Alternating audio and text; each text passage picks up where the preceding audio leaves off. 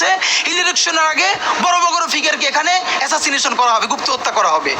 পুরো এখানে ভারতীয় আধিপত্যবাদ এখানে সব থেকে বেশি অ্যাক্টিভ আছে। এখানে আওয়ামী লীগের হাজার হাজার কোটি টাকা, তার সচিবরা, তার পুলিশরা, তার পান্ডারা সব রয়ে গেছে। আর্মির মধ্যে একটা বড় অংশ রয়ে গেছে, কোনো সংস্কার করা হয় নাই। তারা বারবার স্যাবোটেজ করবার চেষ্টা করছে, এই রাষ্ট্রকে, এই সরকারকে ফেল করানোর চেষ্টা করছে।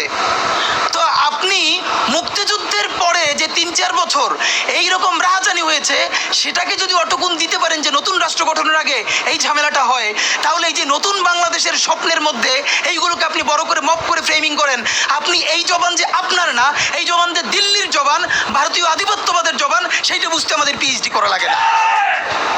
সুতরাং জুলাই সনদের সাথে নির্বাচনের ক্ষেত্রে শুধু আমাদের 2 মিনিট কথা। নির্বাচন হতে হবে। আমি একটু ভদ্রতার সাথে এবং শ্রদ্ধার সাথে বিনয়ে মানে আমি জানাচ্ছি যে ভাইরা যেটা বলেছেন সকল দল মিলে আগামী 20 বছর নির্বাচন না হোক, না, এটা আমরা চাই না। আমরা নির্বাচন চাই। মানুষ গত 16 বছরে ভোট দিতে পারে নাই। মানুষ আনন্দ নিয়া শীতের সকালে বাচ্চা কাচ্চাকে কুয়াশার মধ্যে লাইন দিয়ে দাঁড়াই থাকবে, ভোট দিবে। আমরা সেই বাংলাদেশ দেখতে চাই। আমরা নির্বাচন চাই, নির্বাচন হতেই হবে। এই নির্বাচনকে বানচাল করবার জন্য দিল্লি থেকে শুরু করে আওয়ামী লীগ হাজার হাজার কোটি টাকা নতুন করে এখানে বিনিয়োগ করছে। নির্বাচন লাগবে। তবে আমাদের প্রশ্ন হলো সেই নির্বাচনের ম্যান্ডেট হবে কি? এখানেই আমাদের কথা। কোন ধরনের আপোষ ছাড়াই নতুন নির্বাচন হইতে হবে জুলাই সনদের ভিত্তিতে। এইটাই আমাদের কথা।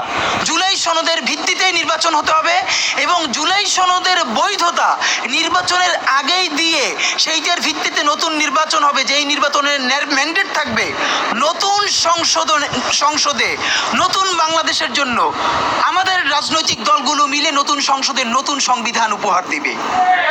যেই সংবিধান 72-এর বাকশালী সংবিধান, ফ্যাসিবাদী সংবিধান, যেই সংবিধানের কোনো ম্যান্ডেট ছিল না বাংলাদেশ রাষ্ট্রের সংবিধান করবার, কারণ তারা পাকিস্তান রাষ্ট্রের মধ্যে শপথ নিয়ে পাকিস্তান রাষ্ট্রের জন্য সংবিধান প্রণয়নের কথা বলেছিলেন, কিন্তু বাংলাদেশ রাষ্ট্রের কোনো ম্যান্ডেট তাদের কাছে ছিল না।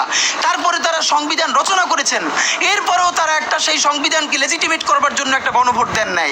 এরপরে যারা 73-এর একটা ভোট চোরের নির্বাচন দিয়েছে, সেই 73-এর নির্বাচনের ভোটের ইশতেহারের মধ্যেও তারা এই সংবিধানকে তারা লেজিটিমেসি দেন নাই, ইশতেহারে রাখেন নাই। সেই সংবিধানকে যুগের পরে যুগ আমরা বয়ে বেড়াবো, সেই দায়বদ্ধতা তো আমাদের নাই।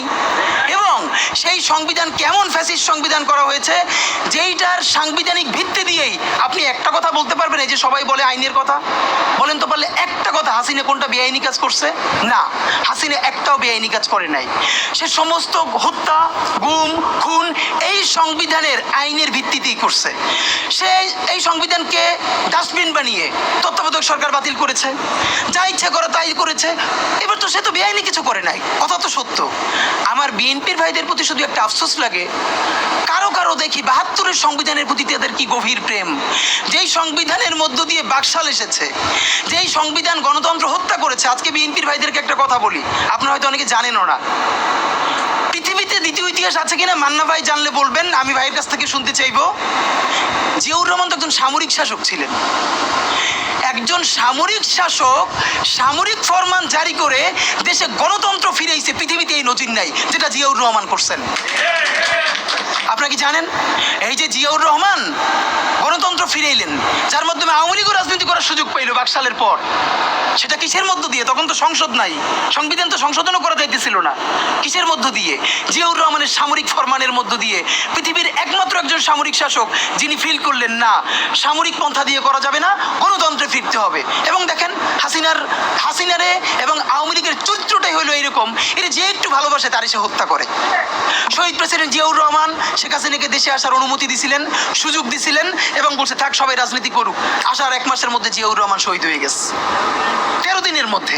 এবার দেখেন এই যে আমরা এখন যারা সবাই করতেছি, সুতরাং এটা একটা বিষ। এই বিষের সাথে আমরা কিভাবে লড়াই করব? জাতীয় ঐক্যমত্য তৈরি করতে হবে। সুতরাং পলিটিক্যাল পার্টি এবং সবার প্রতি একটা কথা, প্লিজ আপনারা বিএনপিকে শতভাগ কর্নার করে দিন না। বিএনপি এই আধিপত্যবাদ বিরোধী লড়াইয়ের জন্য আমাদের একটা বড় শক্তি। এই শক্তিকে এত বেশি কর্নার করা যাবে না যাতে তারা গিয়ে আওয়ামী লীগের হাত ধরে ফেলে। তারা যদি আওয়ামী লীগের হাত ধরে ফেলে তাহলে লড়াইটা তো আমাদের জন্য আরো কঠিন হয়ে যাবে।